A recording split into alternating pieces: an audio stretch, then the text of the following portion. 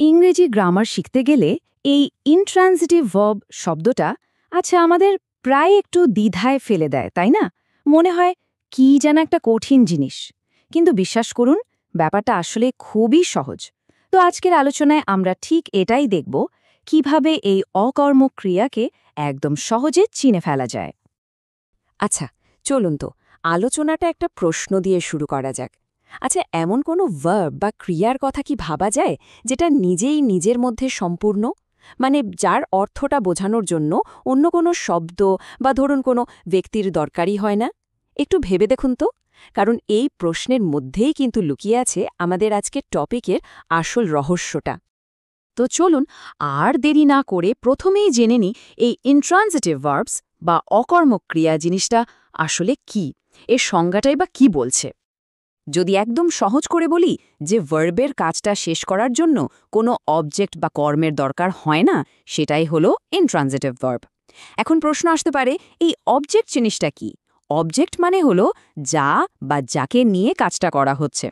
তো এই ইন্ট্রান্সিটিভ ভার্বের বেলায় কর্তা নিজেই কাজটা করে এবং কাজটা ওখানেই শেষ হয়ে যায়, আর এগোয় না।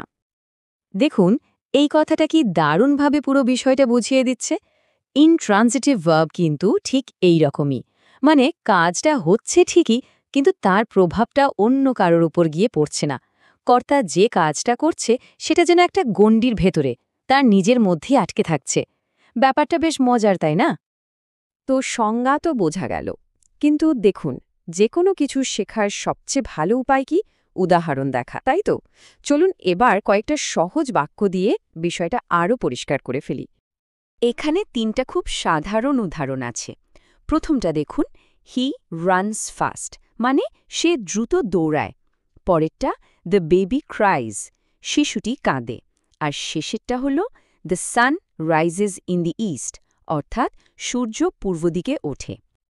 আচ্ছা, এবার একটু খেয়াল করুন, এই বাক্যগুলোর ভার্ব বা ক্রিয়া কোনগুলো? রানস, ক্রাইজ আর রাইজেস। এবার ভাবুন তো, এগুলোর কোনোটার পরেই কি কোনো অবজেক্ট আছে? নেই। দেখুন, সে দৌড়ায়, কাজটা তার মধ্যেই শেষ। শিশুটি কাঁদে, এই কান্নার প্রভাবটা অন্য কারোর উপর পড়ছে না। সূর্য ওঠে, এখানেও কাজটা সম্পূর্ণ হতে অন্য কিছুর সাহায্য লাগছে না, কোনো কর্মের প্রয়োজন হচ্ছে না। এতক্ষণ তো আমরা সংজ্ঞা দেখলাম, উদাহরণও দেখলাম, কিন্তু এমন কি কোনো সহজ উপায় আছে, মানে একটা শর্টকাট, যেটা দিয়ে এই বিষয়টা সারা জীবন মনে রাখা যাবে? হ্যাঁ, অবশ্যই আছে। চলুন সেই সহজ কৌশলটাই এবার জেনে নেওয়া যাক। শুধু এই একটা লাইন, শুধু এই লাইনটা মনে রাখলেই চলবে। যখনই কোনো ভার্ব নিয়ে মনে একটু সন্দেহ হবে, নিজেকে শুধু এই প্রশ্নটা করবেন, কাজটা কি হয়েছে কিন্তু কাউকে নিয়ে নয়? যদি এর উত্তর হ্যাঁ হয়, তাহলে একদম নিশ্চিত থাকতে পারেন ওটা একটা ইনট্রান্সিটিভ ভার্ব। সত্যি বলছি, এর চেয়ে সহজ উপায় আর হয় না।